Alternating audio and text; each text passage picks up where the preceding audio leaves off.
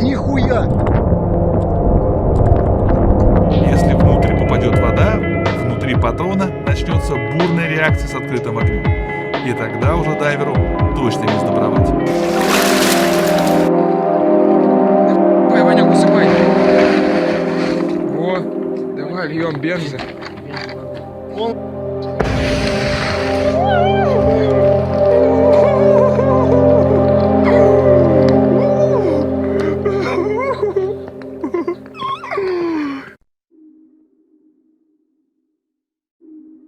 The isolitrojushki protivogazchityer, or insulating gas mask 4, otherwise known as the IP-4 insulating gas mask, is a closed-circuit oxygen rebreather developed in the 1960s to supply the need for a lightweight rebreather system for use where gas concentrations are too high or oxygen is too deficient to carry out the mission in a normal gas mask.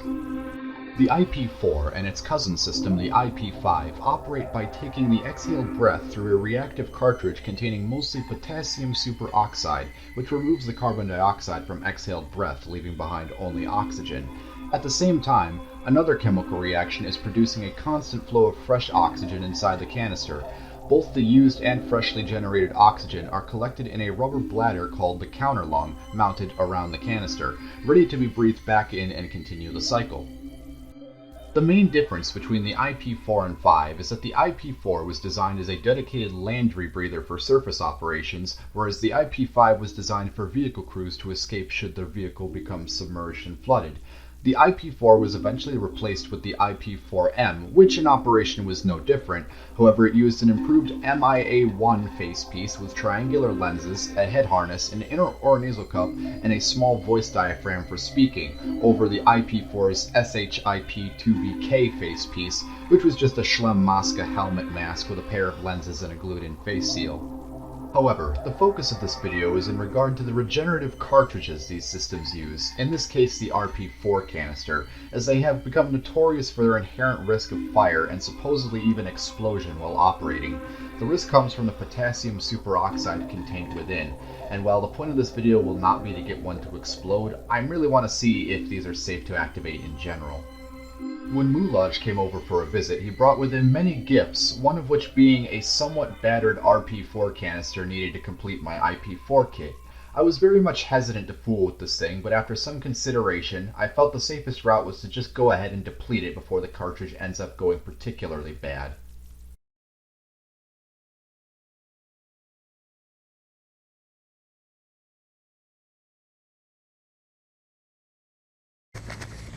First things first, remove the plugs.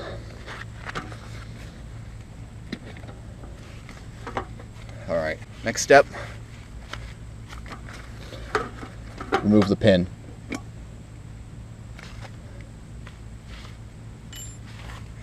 Feels like I'm about to activate a grenade here. And next step, rotate the handle all the way.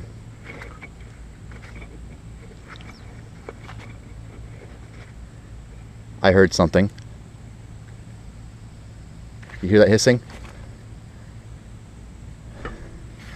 Oh, there's smoke coming out of that. That's not a good sign. Oh, it smells terrible.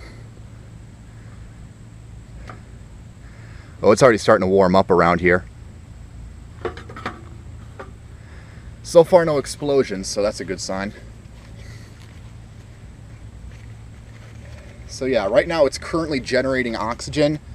I would try and breathe through this thing, but admittedly with the smoke it's making, I sort of don't think that's a good idea. I don't know what I don't know if this is normal for them to do, but yeah, it's smoking, so that's not a good sign at all, really.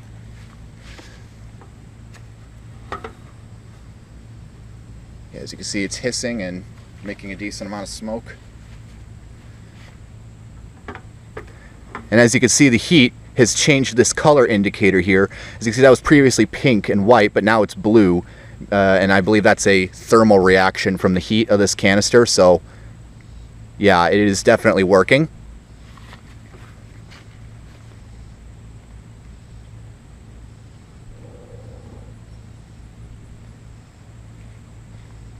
This thing is definitely hot.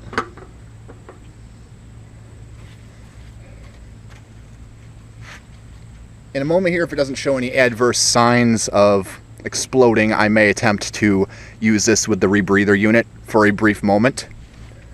But so far, all seems to be going well for the most part. I'm gonna try and touch it with bare hands. Yeah, that's mighty hot.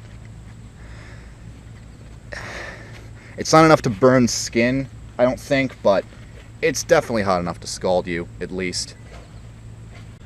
As you can see down there, I now have it hooked up to the rebreather unit. I feel like this thing is stable enough to test for the most part. It's just been getting warm, no combustion or thermal reaction. I will put it on once and breathe through it once just to test it and show you guys what it's like and kind of voice my experiences, but I'm extremely nervous about this. So, you know, this is just a demonstration. I don't implore you to mimic anything that I'm doing here. In fact, this is a very stupid decision to do, but in the event something does go wrong, it'll be more proof that you should not use these. And I'm going to adjust the camera here, so forgive me.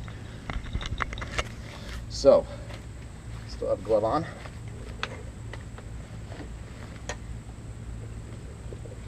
Put the mask down.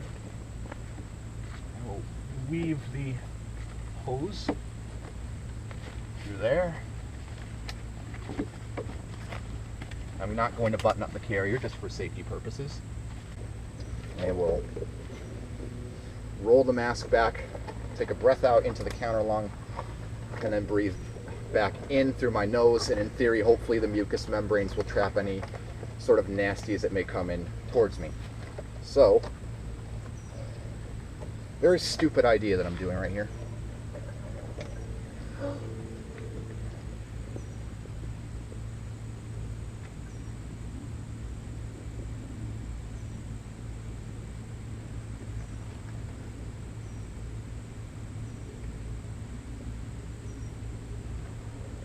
So far, it doesn't actually seem to be that bad, from what I can tell. There's a slight warmth to the air, but from what I can tell, there doesn't seem to be too adverse of a chemical smell. Nothing that really signifies that this thing is going to blow up in my face or spit chemical foam up the hose. Still mighty warm, but appears to be working. So I'm going to go full on and put the mask on. I'm going to be very careful about this.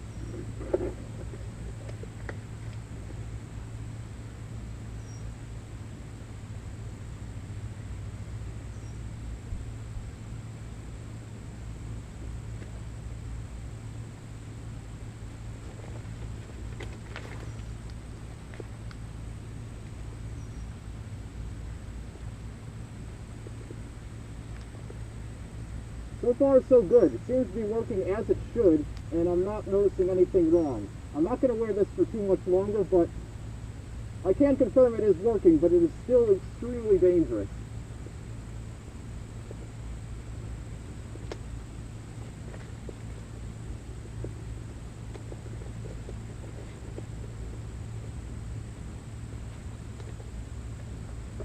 I will be taking the mask off for brief periods, just in case this thing is not generating oxygen and then I'm just recycling carbon dioxide.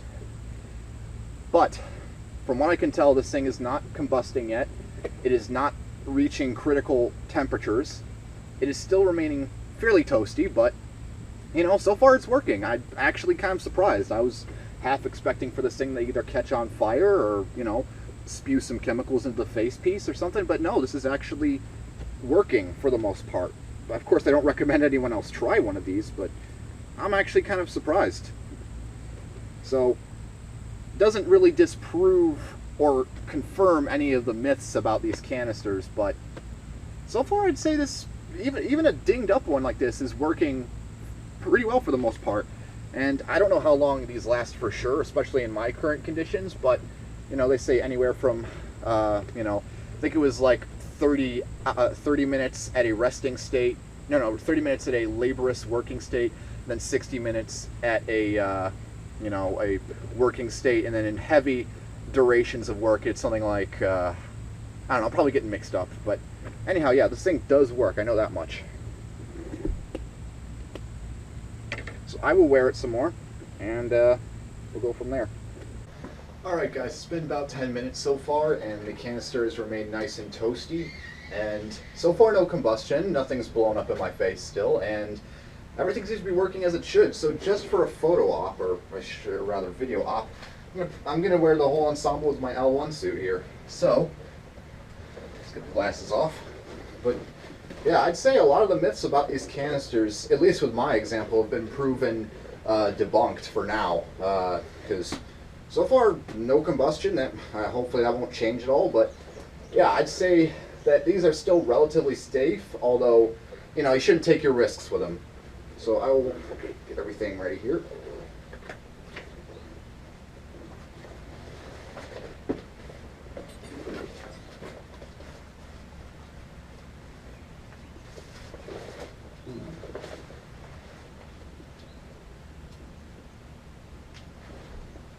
Kind of reluctant to wear it with the suit, but gotta do what you gotta do.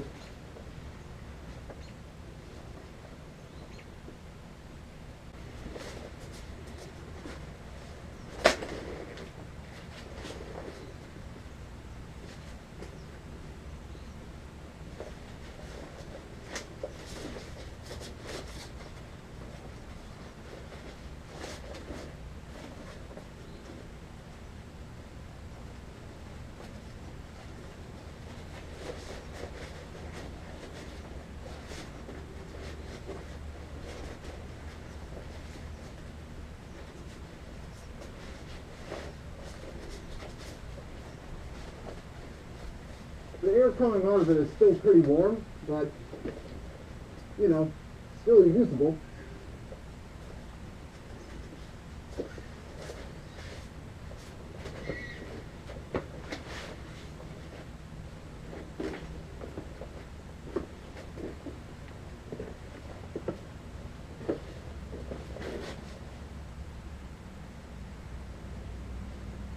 And with this ensemble, I am fully insulated out from the outside environment.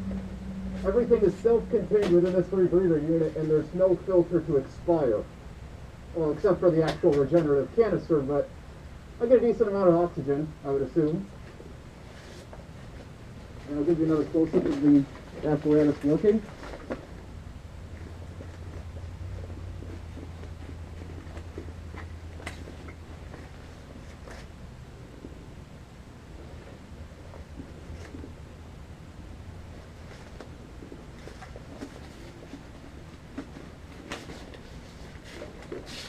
And that's pretty much it for now. I'll let you guys know if anything changes after this, but so far it's going well.